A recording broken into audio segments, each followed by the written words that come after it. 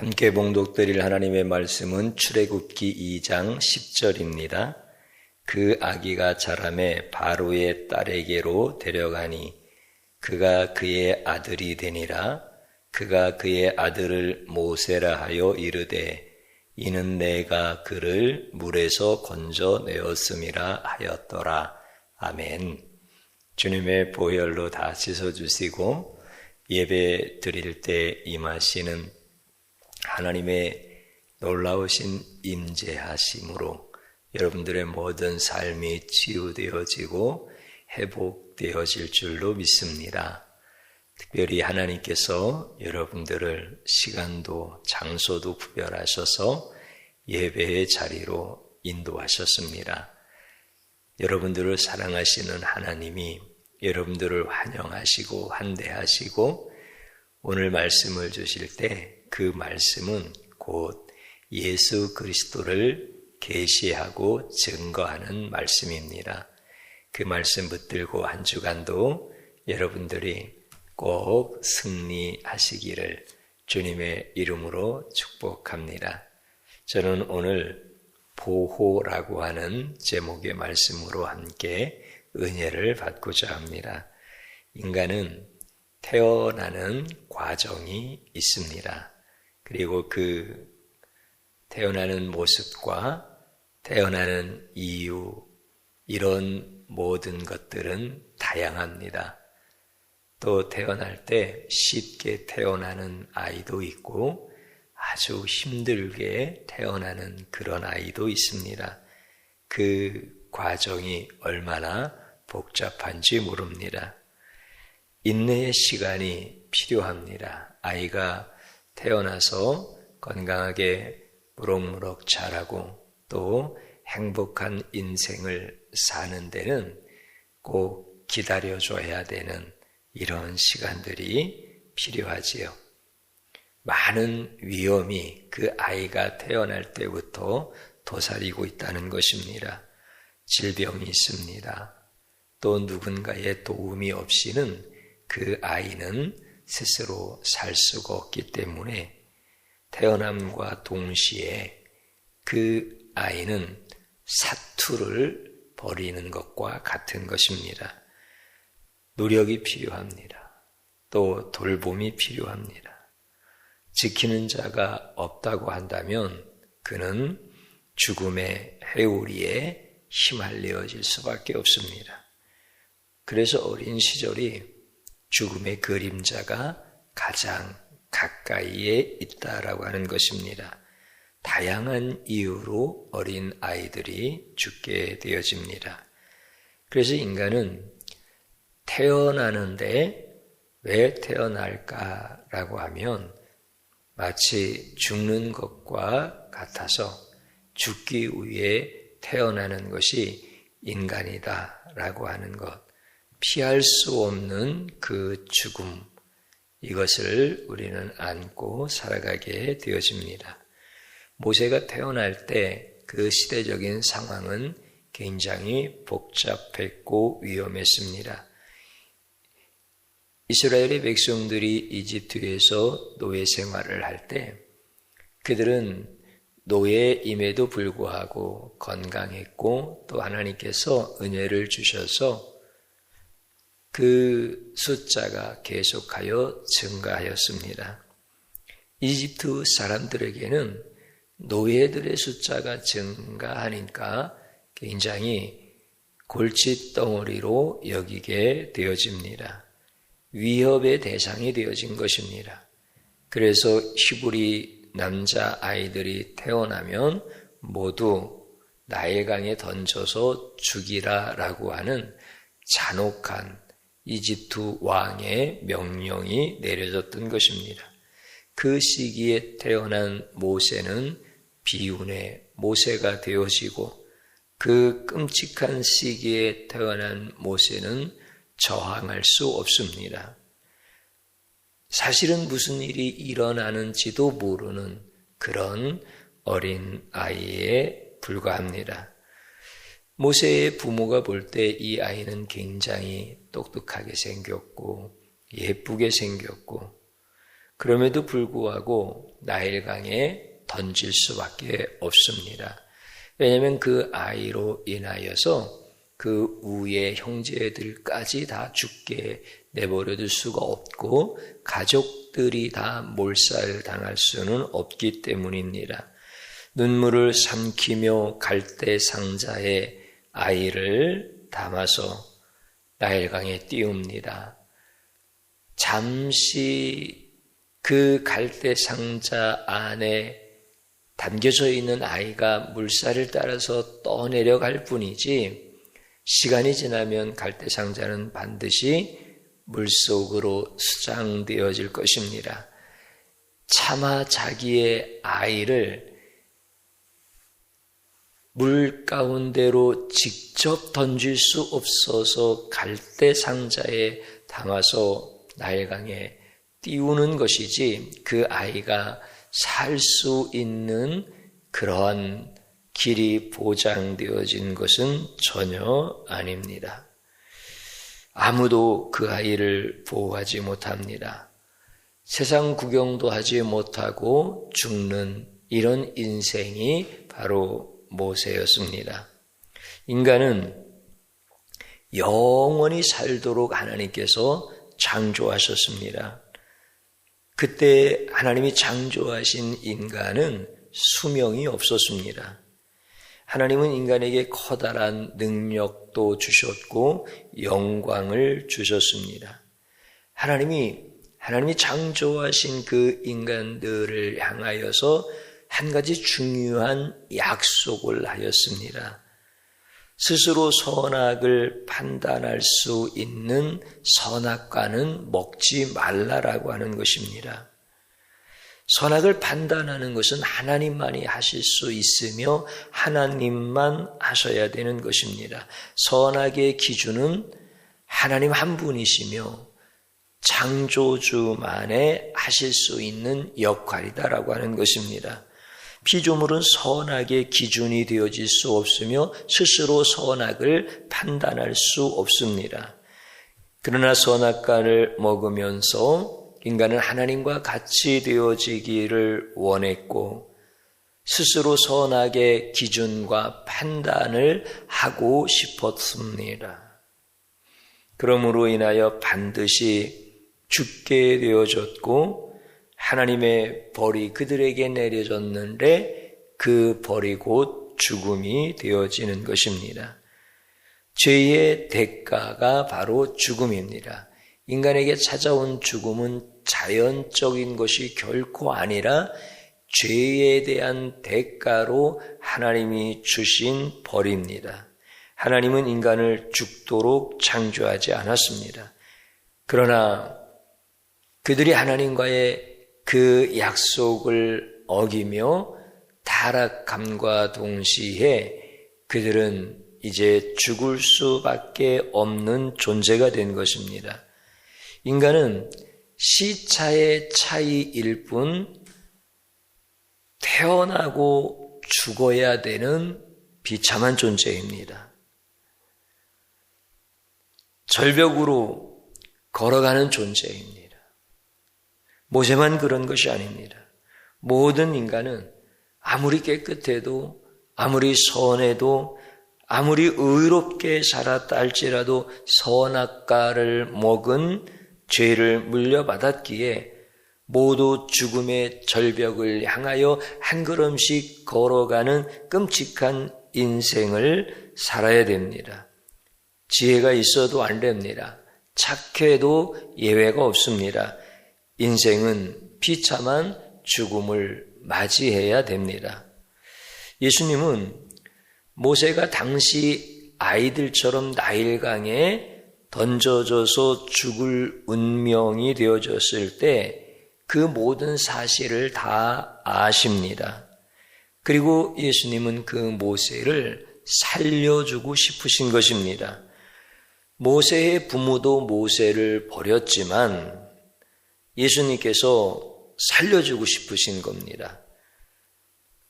부모는 먼저 태어난 자식들을 위하여 또 자기의 가족들의 안위를 위하여 모세를 버릴 수밖에 없는 선택을 하지만 예수님은 그 모세를 보고만 계시지 않습니다. 건져주십니다. 바로 바로의 공주의 마음을 움직여서 그 모세를 나일강에서 건져주신 분이 예수님이십니다. 바로의 딸이라고 성경에 기록되어져 있는데 바로의 딸은 곧 바로 왕의 아내가 되어지는 중전을 의미합니다. 왜냐하면 이집트는 왕궁의 결혼을 외척들이 득세하는 것을 막기 위하여 친남매가 결혼을 하는 것이 이집트 왕국의 전통이요 풍속이었습니다. 그렇기 때문에 바로의 공주는 곧 바로의 본처이며 중전인 것입니다. 바로의 정치적인 선택의 든든한 후원자가 되어지고 보호자가 되어지고 지원자가 되어지는 것입니다. 그러니까 친남매이면서 왕이고 왕비이기 때문에 이들은 가장 강력한 연대를 이룰 수가 있었던 것이 이집트 왕궁의 전통이었던 것입니다. 그러니 오빠이면서도 또 남편이면서 또 혈육이면서 또 부부이면서 절대 왕권의 통치를 가지고 이집트를 다스렸던 것입니다. 그렇기 때문에 바로가 무슨 정치를 하는지를 왕비는 알고 있고 그거에 대해서 든든한 지원자가 되어서 협력하고 돕는 이런 막강한 힘을 갖고 있는 그 사람이 바로 바로의 딸로 표현되어지는 모세를 건져낸 그런 바로의 중전이 되어지는 것입니다. 그러면서 절대적인 바로의 지원군이 되어짐과 동시에 이집트에서 유일하게 바로의 그 명령을 따르지 않을 수 있는 유일한 사람이 바로 또 이 사람이 되어지는 것입니다. 그만큼 막강한 권력을 함께 가지고 있었던 것입니다. 그래서 이 바로의 딸, 그 바로의 공주는 모세를 건질 수가 있었습니다. 그 아이가 히브리 아이가 아니라라고 하는 생각으로 건지지 않았습니다. 히브리 아이라고 하는 것을 알았습니다. 왕이 다 죽이라고 하는데 그 히브리 아이를 살리는 것입니다. 그리고 그 나일강에는 하루에 200개 이상의 갈대상자가 떠내려갑니다. 왜냐하면 그때 태어난 아이들은 다 나일강에 던져지기 때문에 그렇습니다. 이 바로의 공주, 이 바로의 딸은 그 갈대상자에 담겨서 떠내려가는 아이들을 수없이 바라보고 너무나 무감각해지고 또 그것을 보고도 연민을 느낄 수 없는 악한 자입니다. 그런데 예수님께서 모세를 살려주시고 싶어서 그 바로의 딸의 마음을 움직이시는 겁니다. 갑자기 모성애가 살아나게 하시고 불쌍한 마음이 들게 하시고 측은히 여기는 마음에 들게 하셔서 그 모세의 갈대상자를 건져서 그 아이를 보고 자기의 양자로 삼게 하신 분이 바로 예수님이십니다. 예수님은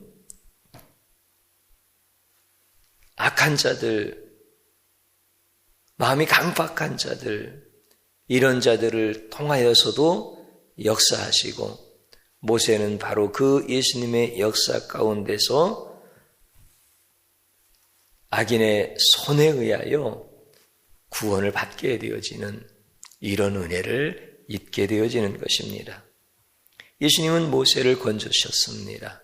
직접 건지신 것은 아니지만 그 모든 남자아이들을 죽이라고 하는 이런 명령을 내린 자의 손에 의해서 모세는 건짐을 받았습니다. 이것이 곧 예수님의 역사인 것입니다. 모세가 산 것은 큰 의미가 있습니다. 인간은 태어나면 모두 죽어야 하고 그 죽음을 피할 수가 없습니다. 인간에게 있는 죽음이라고 하는 것은 시차의 문제이지 회피의 문제는 결코 될 수 없습니다. 그런데 예수님은 방관하지 않았습니다. 그리고 그 죽어가는 모세를 건지신 겁니다. 이것은 모든 인간을 다 건져주신다 하는 예수님의 예언적 사역에 대한 예표적 사건인 것입니다. 예수님은 모든 인생을 죽음으로부터 완전히 구원할 수 있는 유일하신 분입니다. 그분이 손을 내밀어 주시면 죽음에서 안개처럼 사라져야 될 인생이 다시 사는 은혜의 생명을 얻게 되어집니다.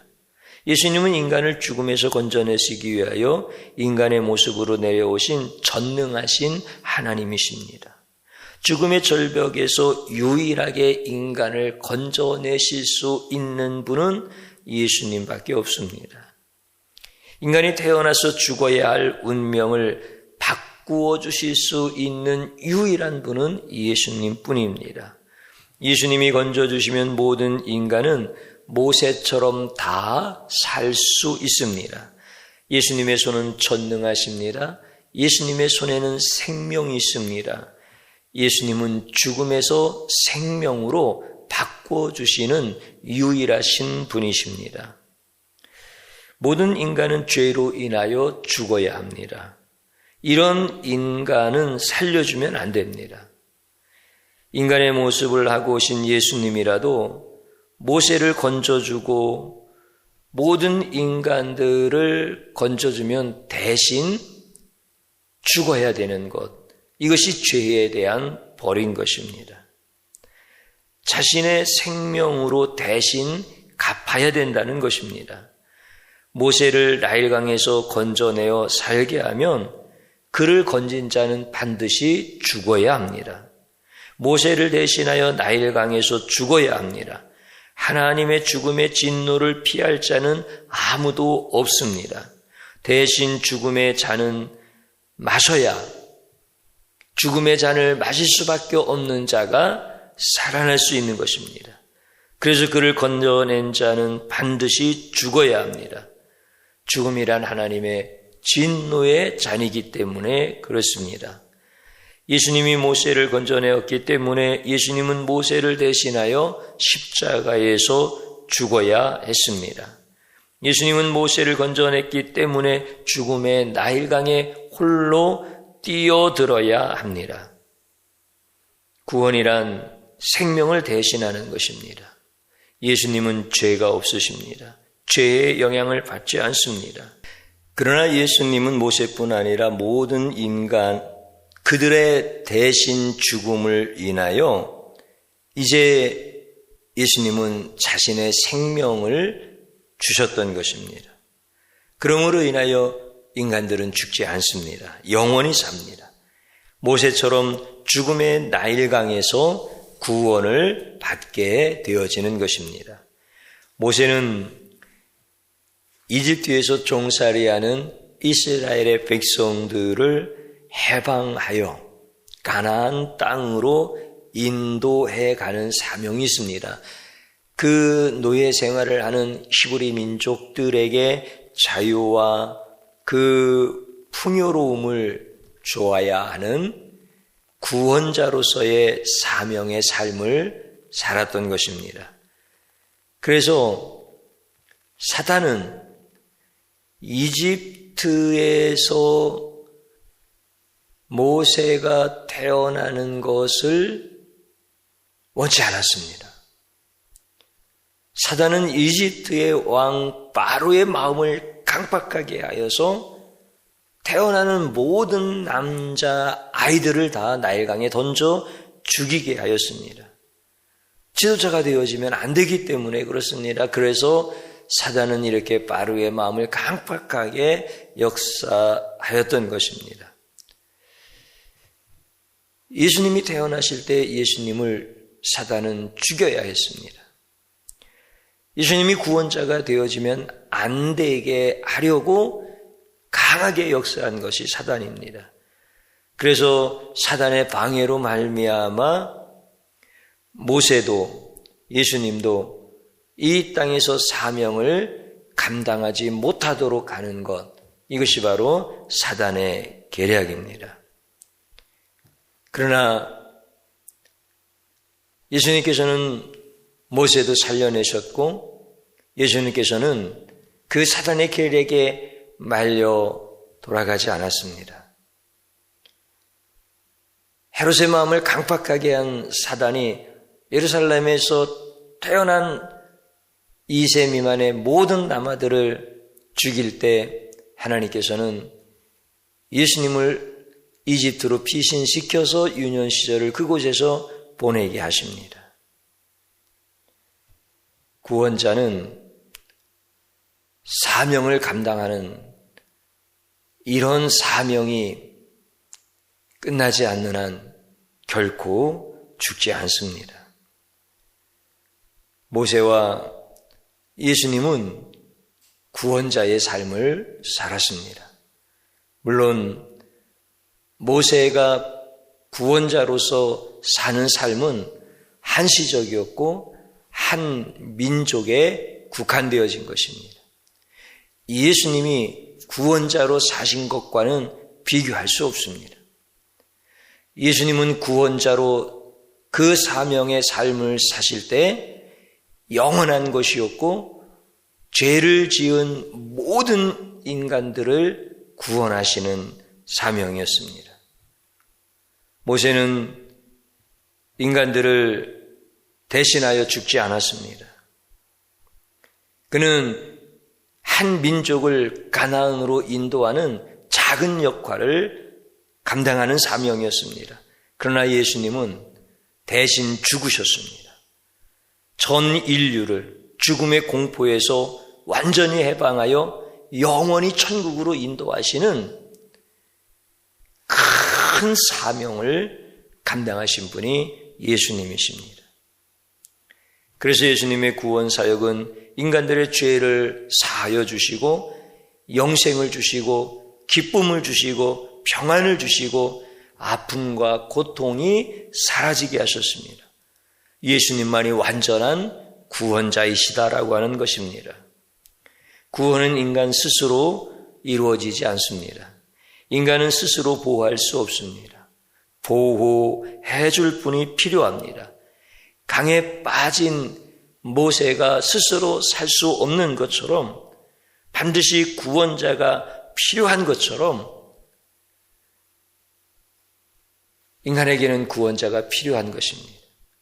이스라엘의 백성들을 해방시킬 때 모세가 필요하여 하나님께서 모세를 이스라엘 백성들의 구원자로 사용하시는 것처럼 죄를 지어 죽을 수밖에 없는 인간들을 구원하시기 위하여 예수님이 필요하셨던 것입니다. 예수님이 하셔야 될 그 역할이 필요했던 것입니다. 예수님의 이 역할을 대신할 수 있는 자가 아무도 없습니다. 모세의 역할은 다른 사람을 대신하여 하실 수도 있습니다. 그러나 예수님의 역할은 예수님 외에는 아무도 인간을 구원하는 사역을 대신할 수가 없습니다. 신천지의 이만이라고 하는 자가 있습니다. 예수님이 사역이 부족하기 때문에 자신이 완성을 했다라고 떠들고 있습니다. 그러나 명백한 거짓입니다. 왜냐하면 예수님은 자기의 사역을 다른 사람에게 남겨주거나 부탁하신 적이 전혀 없기 때문에 그렇습니다. 예수님의 사역은 예수님 홀로 유일하게 감당하셔야 될 사역이기 때문에 어떤 인간도 대신할 수 없으며 어떤 인간에게도 명령하지 아니하셨으며 어떤 인간에게도 부탁하지 않으셨습니다. 그래서 신천지에 다니면 결국 죽음의 강에서 헤어나올 수 없고 지옥 가게 되어집니다. 예수님만이 구원이십니다.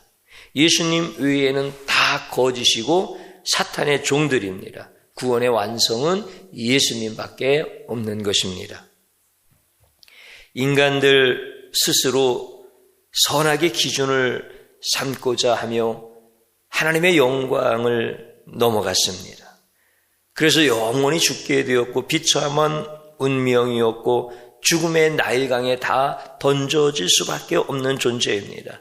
그때 예수님은 인간의 몸을 통하여서 이 땅에 오셨고 하나님은 예수님을 통해서 구원하도록 역사하여 주셨습니다. 인간들이 타락하기도 전에 하나님은 예수님의 사역이 필요하다라고 하는 것을 아시고 준비하셨습니다. 그래서 모세를 통해서 예수님께서 오실 것이다 라고 하는 것을 예표적으로 말씀하셨고 1500년이 지났을 때 모세를 통해서 예표되어진 예수님은 정확하게 오셨습니다. 사탄의 모든 계획을 아시는 겁니다. 그래서 예수님께서 이집트로 피신하여 유년 시절을 보내는 것도 다 하나님의 계획이고 예수님의 사역을 방해하려고 하는 그 모든 사단의 계획들을 우리 하나님께서는 전부 무산시키십니다. 그리고 인간들을 죽음의 나일강에서 영원히 회복하시는 우리 하나님 아버지께 찬양과 모든 영광을 올려드림이 마땅한 것입니다. 모세가 태어날 때 모든 남한은 나일강에서 죽었습니다. 모세가 또래가 없다는 뜻입니다. 그 또래가 다 죽은 거니까. 예수님께서 모세 그를 건져내시면서 모든 인간들을 죽음의 나일강에서 건져내시겠다는 예표적인 사건으로 모세를 선택하신 것이기 때문에 그 또래들은 다 죽었습니다. 그러나 하나님의 은혜로 모세는 살아났고 오히려 원수들의 손에서 자라나게 되어집니다. 이스라엘을 태어나는 그 모든 남자아이들을 다 죽이라고 명령을 내렸던 곳이 왕궁입니다. 그런데 모세는 예수님의 손에 의해서 건짐을 받아 그 왕궁에서 자라게 되어집니다. 높은 서열의 왕자로서 살아가는 겁니다. 이스라엘의 남자아이들이 나일강에 다 던져지는가라고 하는 것을 감시하고 이스라엘 백성들에게 위협을 가하던 그 병사들의 손에 오히려 보호받고 자라났던 사람이 바로 모세인 것입니다. 그러면서 이집트의 2인자가 되어져 이집트의 모든 학문과 모든 병법과 이집트의 강점과 약점을 다 배우게 하셨습니다.